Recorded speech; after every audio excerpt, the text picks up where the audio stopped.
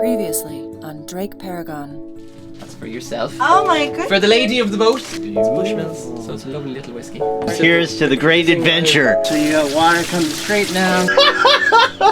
This is the beginning. Have you watched The Life Aquatic? Total number of amps that are going in or out of the battery. Oh, they all sound a bit drunk. They're just going in circles now. The higher concentrations of icebergs. 3-4 months. A lot of sailing. Mm-hmm. Well, made miso soup, I make it better than most restaurants. Sweet. Here's to the adventure. To the adventure. To life. This is your home. Massachusetts is your home.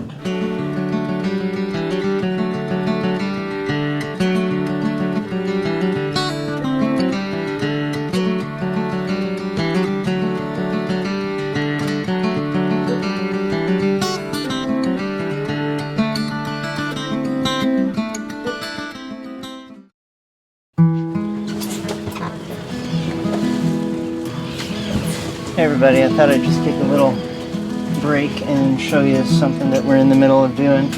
These are 1 gallon containers made by Lock & Lock, and they have a gasket and they have these 4 sides that lock like that, and they're perfect for storing rices, pastas, sugar, even some of the spices that we bulk up on.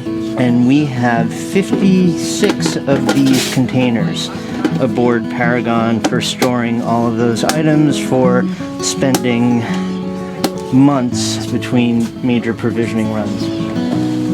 This one does not work so well, the Rubbermaid one, because, being jostled about, sometimes these lids, they just crack open just a little bit to let air in, and then condensation is more of a problem because of that, I think.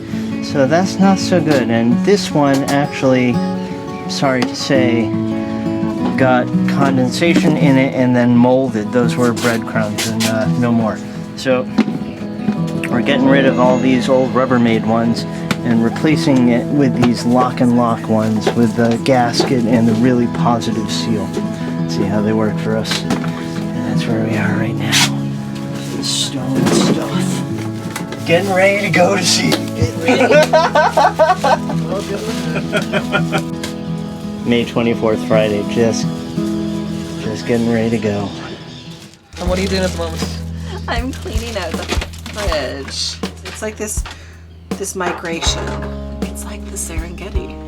This gradual migration where everything kind of filters down to the bottom of the fridge, and like you think that you ate all the carrots, and then you clean it out and you're like, oh, okay, not so. In fact, these guys are gross. Just cut the ends off and peel them, and those will be good for later. So wash stuff off, clean out the bottom, clean out the inside, and then repack everything, and it will stay that way for exactly a day and a half. Cool. And how often do you clean out the fridge? I would say at least like 2 times a month. Like pull everything out and just make sure. At least, somewhere around there. Sometimes I do the big one, and sometimes I just pull stuff out and try to put the stuff we need to eat towards the top. The exciting life that nobody sees in boating, eh? Not until now.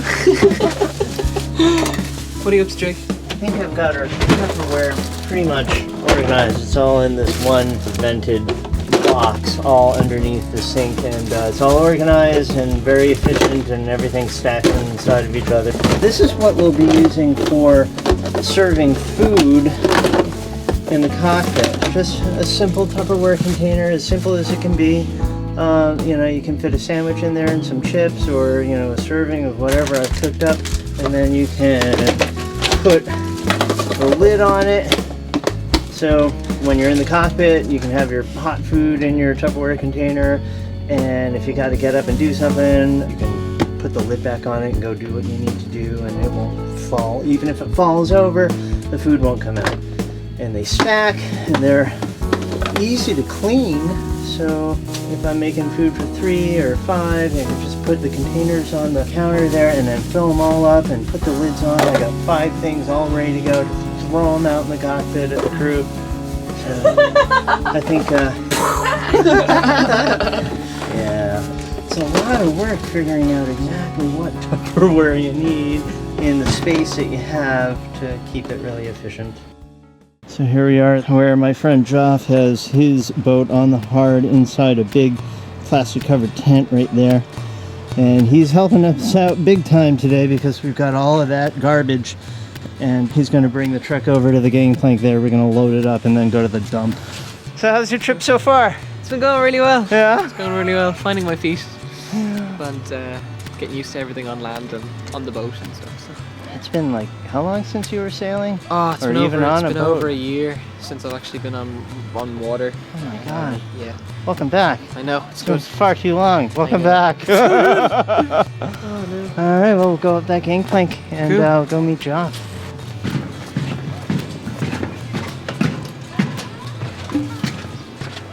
3 tents, 3 people working on their wood boats.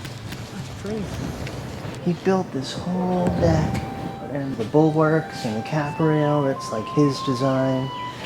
It's his design down here. He's got a bronze piece in here that he molded to fit in there for the dock line. That's Joff's. You know, there is no other one like it. I think there's a certain real pride that comes to a boat builder, boat designer. It's amazing. And if you need it, you can always take this out and Yeah. put in another one. Someday there'll be a dock line going through there. Yeah. Over here, that's the lead. And this is what he's going to line his boat with? Yeah. Yeah, these big, oh my god, they're like, they're really heavy. This must weigh like 25 pounds, 20 pounds. Really heavy. Wow. Yeah. Serious weight. Like I was asking him about this space, you know, in the rudder in between these 2 pieces of wood, and he says that hopefully when it goes in the water, the wood will expand to the point where there's no more space there.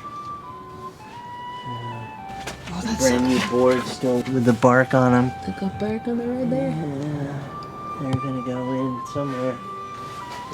It's half a tree. Yeah.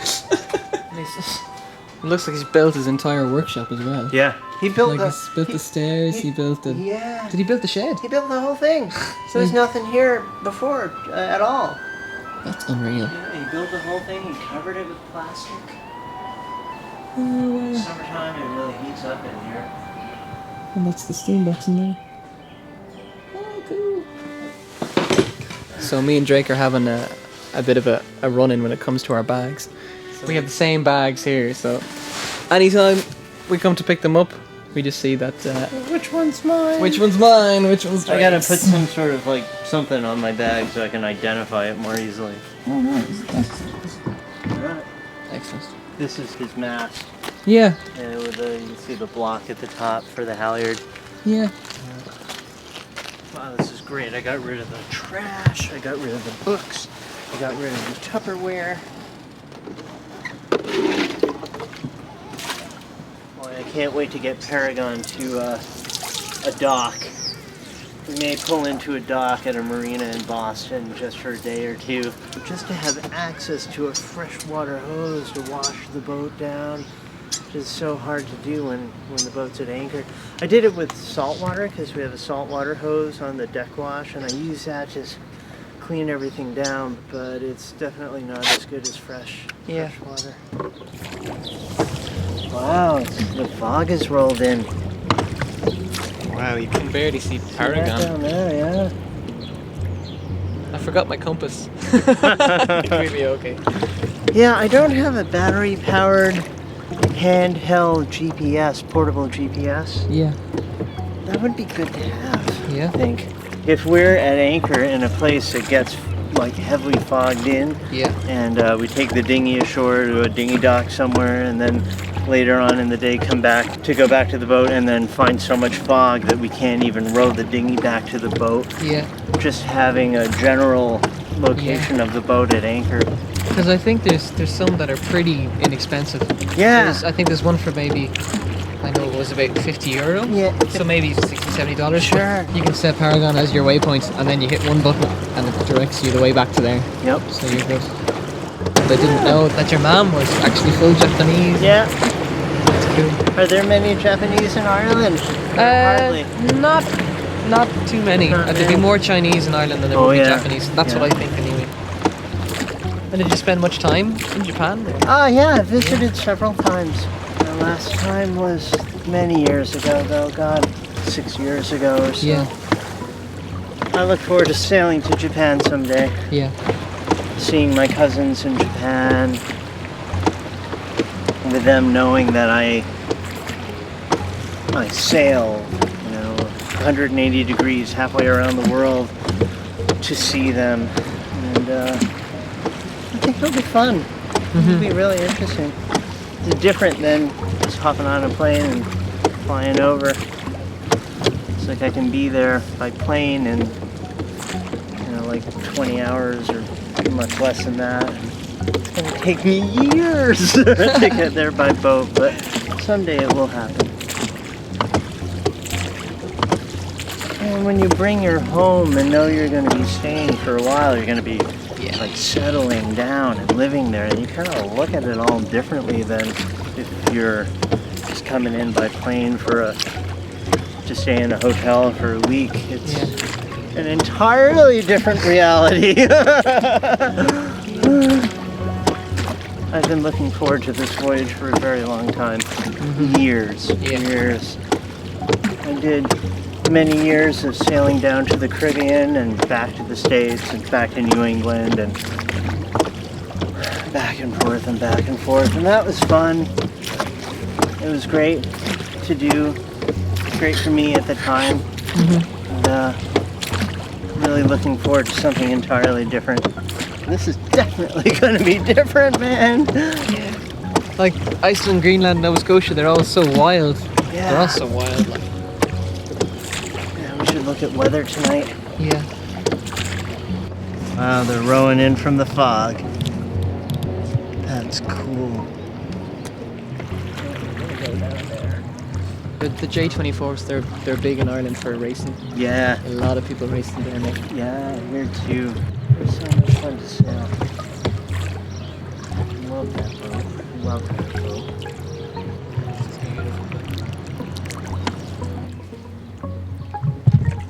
Whoop. There we go. You got it. We're at low tide right now. Tide goes all the way up to that brick wall by the road there.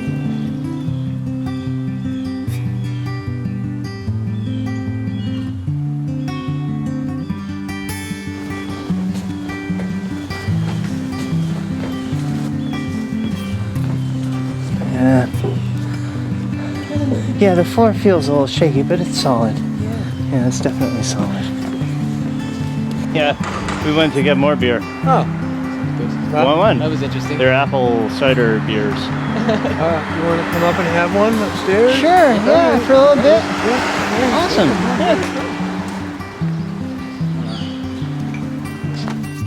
It's weird. They're on like a little schedule. How many chickens do you have? So we have 5 chickens, and we get between 3 and 5 eggs a day. They're a little bit of work. The eggs are really good, though. In fact, I'm going to send you home Really? with half a dozen eggs. They look really healthy. Yeah, they're healthy, man. They do enough whatever they space. want. Jeez, that's cool. Let's get some beer.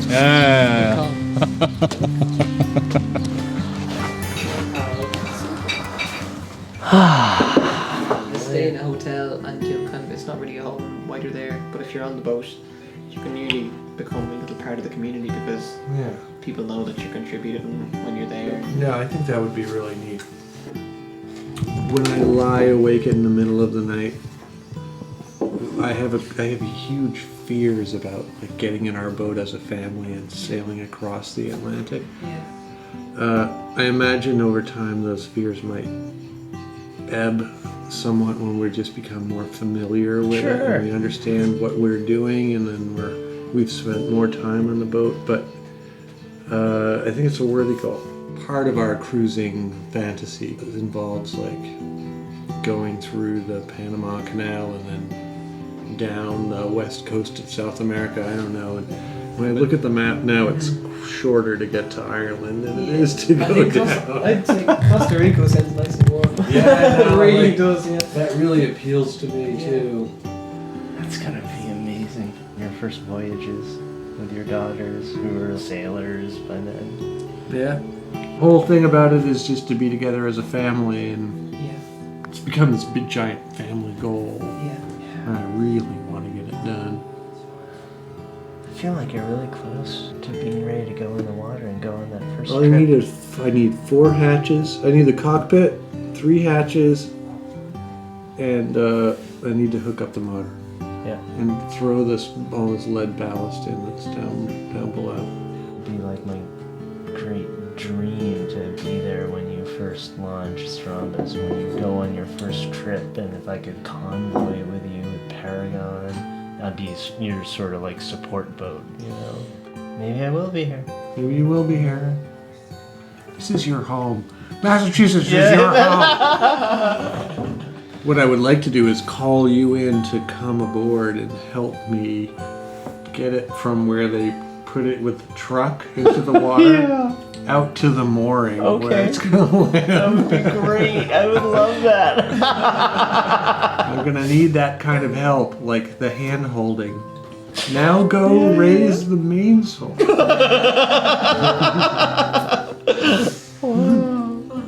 Yeah.